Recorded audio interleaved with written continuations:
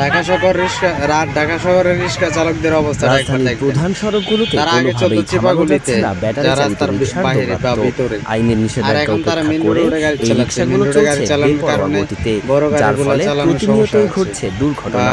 এক সময় শুধু অলিগলি আর ছোট রাস্তায় সীমাবদ্ধ থাকলেও সেই গণ্ডি পেরিয়ে এখন তারা চলছে বড় বড় প্রধান সড়কে ও ফ্লাইওভারে। কি বলছে বা কি করছে।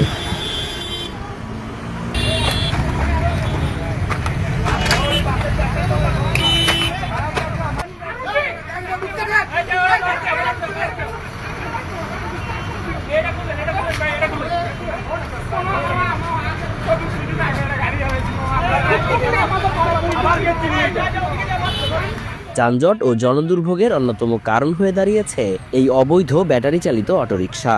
21 এপ্রিল রাজধানীর খিলগাঁও ফ্লাইওভারের উপর দেখা যায় বেপরোয়া গতিতে ছুটে চলছে ব্যাটারি চালিত রিকশা।